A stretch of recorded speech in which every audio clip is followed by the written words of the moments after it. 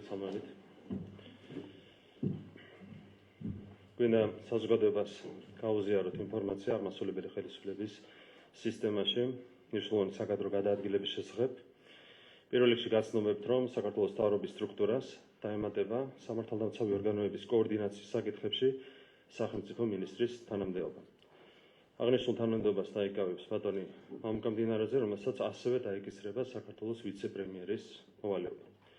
როგორც მოიხსენებათ, სახელმწიფო უსაფრთხოების სამსახურის უფროსთა დანიშვნის შემდეგ ბატონ მამუკამდინარაძეს მოუწია ჩამოშორება და პოლიტიკურ საქმიანობას, ახალი პოზიციიდან ის დაუბრუნდება პოლიტიკურ საქმიანობას, რაც გააძლიერებს ჩვენს პოლიტიკურ გუნდს.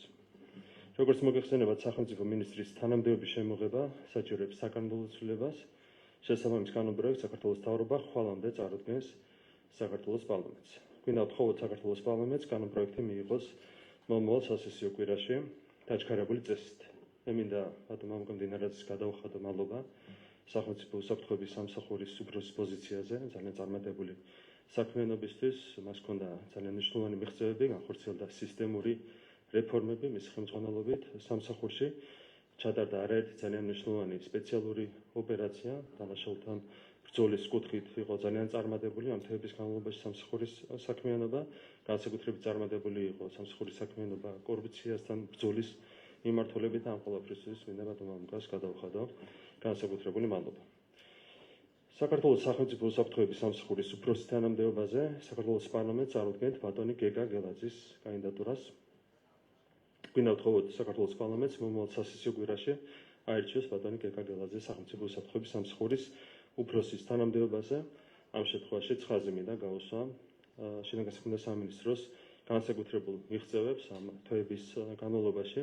განსაკუთრებით ეს შეეხება ორგანიზებული დანაშაულის წინააღმდეგ ბრძოლას, ნარკოტიკული დანაშაულების წინააღმდეგ ბრძოლას, ბევრ სხვა მიმართულებას და აქაც ხაზი მინდა გაუსვა იმ სისტემურ რეფორმებს და ცვლილებებს, რომლებიც განხორციელდა შინაგან საქმეთა სამინისტროში.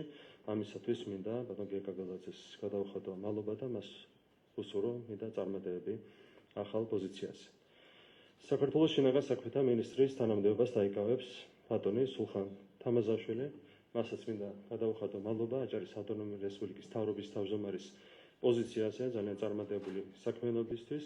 ამ შემთხვევაში ძალიან ბევრი კუთხით მოწესრიგდა მმართველობის საკითხები აჭარის ავტონომიურ რესპუბლიკაში, ძალიან ბევრი ცვლილება განხორციელდა, ძალიან ბევრი ახალ პროექტ ჩაეყარა საფუძველი და ეს ყველაფერი განხორციელდა ბატონი სულხანის ხელმძღვანელობით და მას მადლობა ამ ყველაფრისთვის.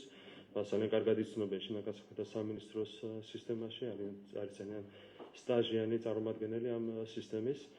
მინდა მას უსურვო წარმატებები შინაგან საქმეთა მინისტრის პოზიციაზე. აჭარის ავტონომიური რესპუბლიკის მთავრობის თავმჯდომარეობის კანდიდატი დასახელდება უახლოეს დღეებში საქართველოს პრეზიდენტთან და აჭარის ავტონომიური რესპუბლიკის უმაღლეს საბჭოსთან კონსულტაციების საფუძველზე.